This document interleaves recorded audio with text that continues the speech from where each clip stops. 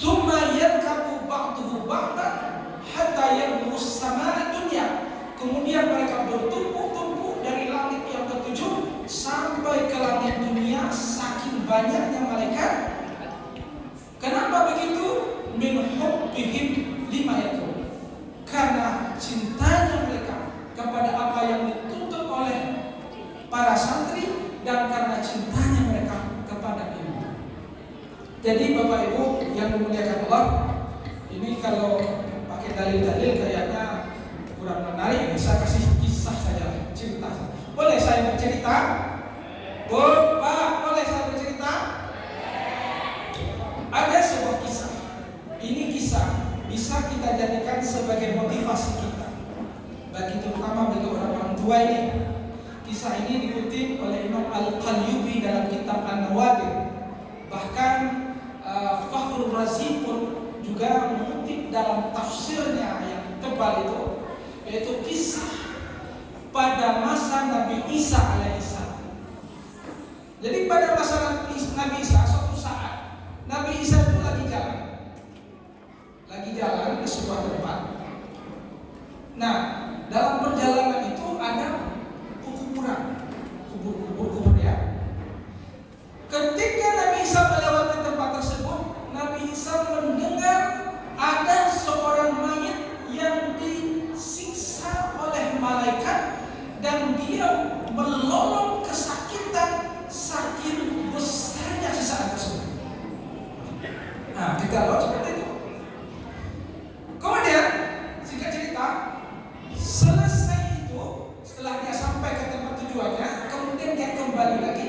Ketika dia kembali, dia sudah tidak mendengar suara orang yang menjerit tadi. Bahkan Nabi Isa melihat ada malaikat turun berombongan sambil membawa bejana daripada emas, daripada cahaya yang diisi dengan air zam-zam, yang mana bejana itu dibawa kepada si mayit yang tadi melolong kesakitan karena diazab. Maka Nabi Isa pun merasa heran, ini kok bisa begini? Tadi ketika saya lewat dia diazab, sekarang saya kembali dia sudah tidak diazab.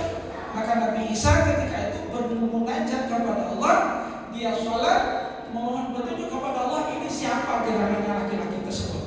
Maka Allah menjawab bahwa laki-laki itu pada dasarnya memang seorang fasik yang melakukan dosa besar, mencuri, berzina, membunuh, sehingga ketika dia meninggal tidak sempat untuk bertobat karena dosanya besar, dia azab. Tapi qadarullah, masya Allah, tabarakallah, ini si laki-laki tadi ketika dia meninggal, dia meninggalkan seorang istri yang sedang hamil besar.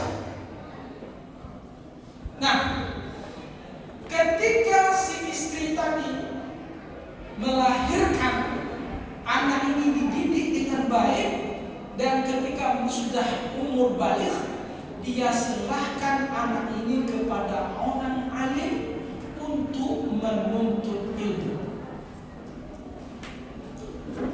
Ketika si anak tadi mulai belajar, baru mengucapkan Bismillahirrahmanirrahim saja,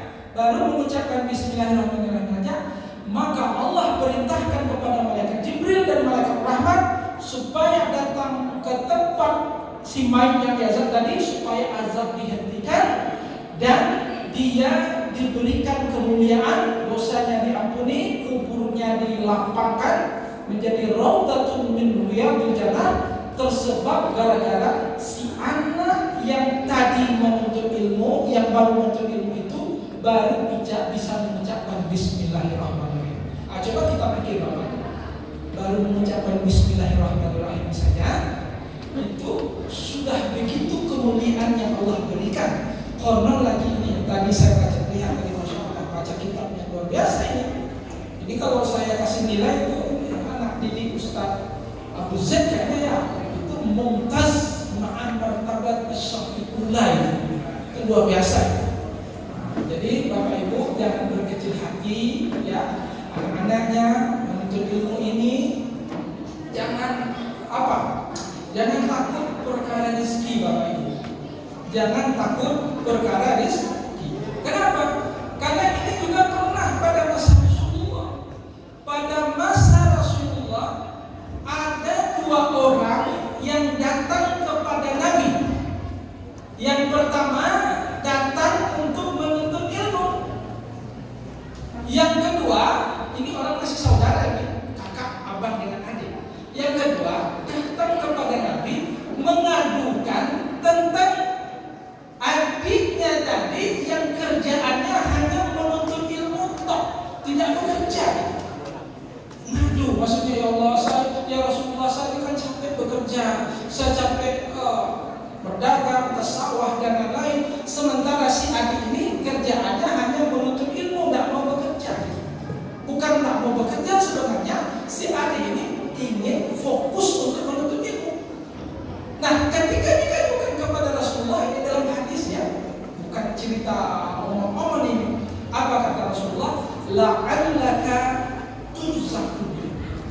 Bisa jadi engkau diberi rezeki karena adik kamu yang belajar tadi. Jadi Bapak Ibu jangan khawatir, takafallahu li talibil ilmi rizqah. Itu janji Rasulullah. Ala qadril mu'nah ta'til ma'unah li talibil ilmi takafallahu rizqah. Jadi jangan khawatir. Terus menuntut ilmu ini sampai kapan? Sebentar, masih ada waktu Pak Fit.